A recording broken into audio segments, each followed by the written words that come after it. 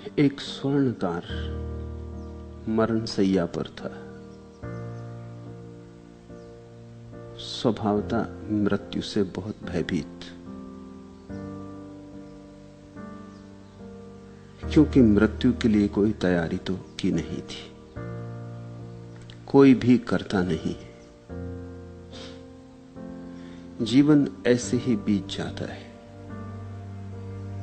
और आखिरी घड़ी जब करीब आती है तब बेचैनी होती।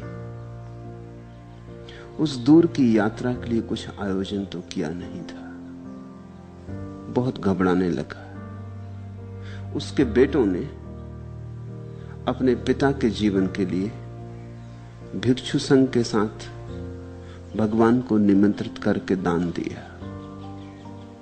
भोजनोपरांत पुत्रों ने कहा, बनते इस भोजन को हम लोगों ने पिता के जीवन के लिए दिया है, आप उन्हें आशीष दें कि उनकी आयु लंबी हो।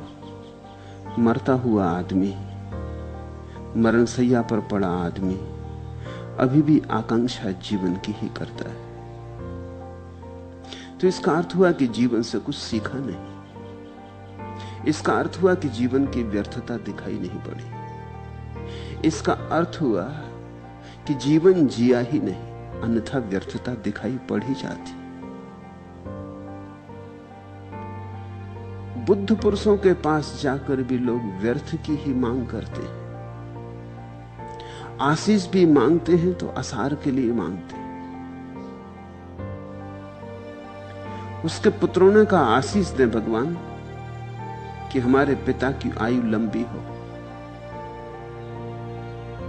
बुद्ध हंसे और उन्होंने मरण शैया पर पड़े वृद्ध से कहा, उपासक, अब तू जीवन का मोह छोड़।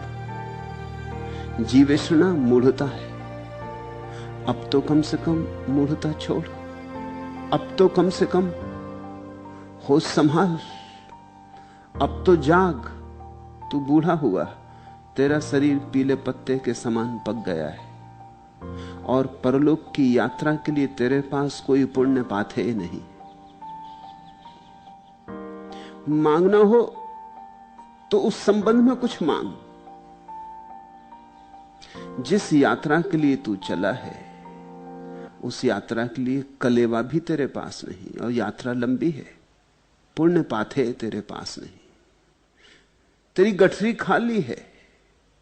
ये जीवन तो गया, तू पीले पत्ते की भांति हो गया है। अब गिरा तब गिरा, जरा सा हवा का झोंका पर्याप्त होगा। और अभी भी तुम वृक्ष से चिपटे रहना चाहता है। अब तैयारी कर वृक्ष से गिरने की। और ये यात्रा जिस पर तू निकलेगा मृत्यु के बाद लंबी है। देह छूट जाएगी, देह से जो कमाया था वो भी छूट जाएगा। कुछ ऐसा कमाया है जो देह के पार, देह के बिना तेरे साथ जा सकता हो, उसे ही हम पुण्य कहते हैं।